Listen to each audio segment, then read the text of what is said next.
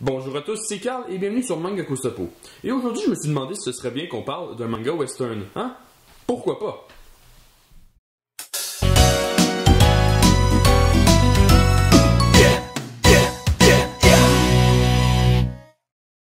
Alors, le manga qu'on parle aujourd'hui s'intitule Green Blood. C'est un seinen de Masafumi Kakizaki, qui est le même mangaka qui a fait Hideout et Rainbow. Donc déjà, d'entrée de jeu, on n'a pas besoin de s'inquiéter au niveau de la qualité, selon moi. Bon, tout ça c'est bien beau, mais ça parle de quoi exactement? L'univers se situe à Manhattan à la fin du 19e siècle. Le manga nous raconte la fin de la guerre de sécession en 1865, qui, je le rappelle, affrontait les sudistes, grands fervents de l'esclavage des Noirs, et les nordistes, qui voulaient abolir l'esclavage dans l'ensemble du territoire américain. Par la suite, on nous explique qu'une nouvelle forme d'esclavage se forme dans le Nord, ce qui est assez ironique. Et oui, car la traite des Noirs étant illégale et très mal vue, il va falloir trouver de la main-d'œuvre pour pas cher, les immigrants. Et entre autres, les immigrants irlandais. Et non, cette dernière phrase n'avait aucun but discriminatoire. Bon, maintenant que je t'ai situé dans le temps, attaquons-nous à l'histoire. Brad Burns et son petit frère Luke tentent de survivre à Five Points, un quartier où les meurtres, les vols et la prostitution sont monnaie courante. Les deux frères se sont promis de quitter Manhattan et de s'installer dans l'Ouest, mais il va falloir avoir de l'argent pour faire ça. Luke, en bon samaritain, préfère gagner sa vie honnêtement, quitte à travailler pour un salaire de misère, et n'hésite pas une seconde à aider les gens en détresse. Un problème advient lorsque Luke tentera d'aider une jeune demoiselle en détresse. Cette dernière se fera agresser par deux hommes, et l'un d'eux la poignardera et demandera un dédommagement à Luke, parce qu'il l'a mis en colère et aurait pu tirer profit de cette demoiselle.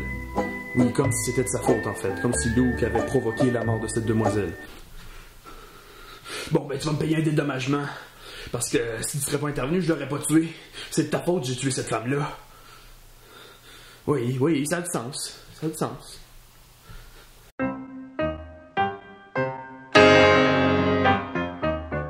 Mais les deux truands s'en sont pris à la mauvaise personne, car le grand frère de ce dernier n'est autre que l'assassin du gang, les Gravediggers, plus connu sous le nom de Grim Reaper, littéralement la faucheuse. Et c'est là qu'on voit le contraste entre les deux frères, l'un étant un citoyen honnête qui déteste le crime, et l'autre qui n'aura pas peur de faire le sale boulot pour arriver à ses fins, qui est à cacher son identité secrète à son petit frère.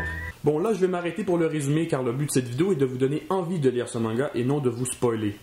Dans cette œuvre, Kakizaki nous livre un manga intense avec une image sinistre de l'Amérique, un scénario intelligent mais fluide à lire, sans compter le dessin sublime qui crée une ambiance intense et le chara-design qui crée des personnages assez inquiétants si on se fie à leur expression faciale. Bref, Green Blood, c'est un petit bijou que je vous conseille fortement si vous aimez le genre, mais même si vous n'aimez pas le genre western, je suis sûr que d'une certaine façon, il saura vous combler. L'épisode numéro 3 de Pourquoi pas tire à sa fin, j'espère qu'il vous aura plu. Je vous invite à donner vos avis en commentaire et on se retrouve dans un an pour une prochaine vidéo. Love.